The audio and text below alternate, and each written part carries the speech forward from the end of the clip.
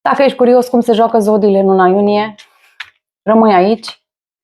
Am să mă joc puțin cu aceste cărți de tarot. Sunt niște cărți de tarot cu pisicuțe, care sunt foarte haioase. Și, de fapt, ce înseamnă citirile de tarot? Înseamnă că eu mă voi uita pe niște cărți și că voi interpreta simbolurile pe care le văd pe cărțile respective conform percepției mele, conform poate instinctului meu, pur și simplu așa cum voi simți, așa le voi interpreta. Bineînțeles că pentru tine pot să spun altceva, aceleași cărți, e vorba doar de percepție, așa că doar bucură-te și vezi dacă rezonează cu tine. Începem cu zodiile de foc. Berbec, leu, săgetător, mi s-a întrerupt video prima dată. Interesant, asta înseamnă că zodiile de foc o să-și schimbe un pic perspectiva asupra jocului în luna iunie. Hai să vedem. Două cărți, extrag două cărți. Să vedem ce ne spun aceste cărți. Da, este interesant cum și prima dată mi-a ieșit roata norocului, asul de cupe. Cum se joacă zodiile de foc în luna iunie? Se joacă cu sentiment, în pasiune în ceea ce fac. Și vor avea întorsătură de situație foarte interesantă, pentru că e vorba aia, what goes around comes around. Vor începe să primească, da, aici cum se joacă, petrec, se distrează, dar vin și emoții, deci nu e doar joacă aici. E o joacă cu destinul, este o bucurie sau sărbătorirea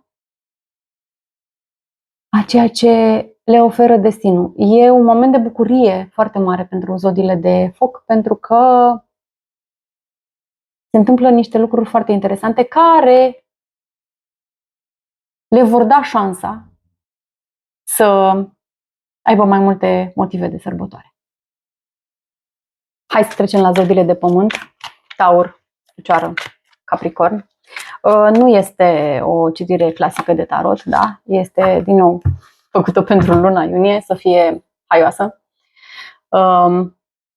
Am zis zodiile de pământ, păi bineînțeles că dacă sunt zodii de pământ, n-avea cum să-mi iasă altceva. Aici e vorba de conectare cu natura, e vorba de creație, e vorba de a construi ceva. Zodiile de pământ sunt niște zodii foarte stabile și sunt niște zodii pentru care e important ceea ce clădesc ei pe termen lung.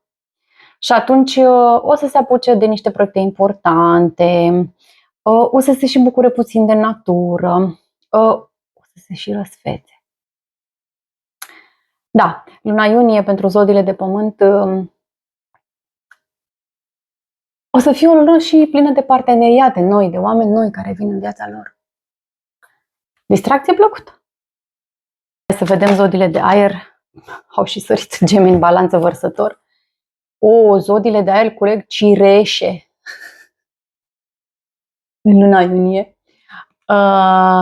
Culeg cireșe și petrec. Da, este perioada Gemenilor și Gemenii vor avea de petrecut și de sărbătorit în luna asta și mai au de cules și roadele muncii lor.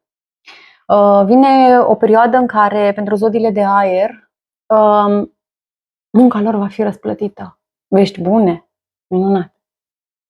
Mai avem zodiile de apă. Rac, Scorpion și Pești. Cum se joacă zodiile de apă în luna iunie? Hai să vedem. 3 cărți. Frumos. Păi zodiile de apă se răsfață foarte mult și mai mult decât atât o să le placă să bucătărească. În luna iunie zodiile de apă o să se răsfețe cu pregătirile pe care le vor face ei, dar pe lângă pregătirile în bucătărie ar putea să se apuce și de un proiect important cu persoana din viața lor, cu partenerul de viață. Este o lună foarte bogată și pentru aceste zodii, în sensul de cu foarte multe bucurii și cu foarte multe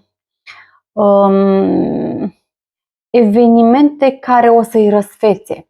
Adică probabil că ei vor găti, dar vor găti și pentru petrecerile pe care le vor avea și pentru musafirii la care se gândesc sau poate vor sărbători chiar acest nou proiect pe care îl vor dezvolta cu partenerul de viață.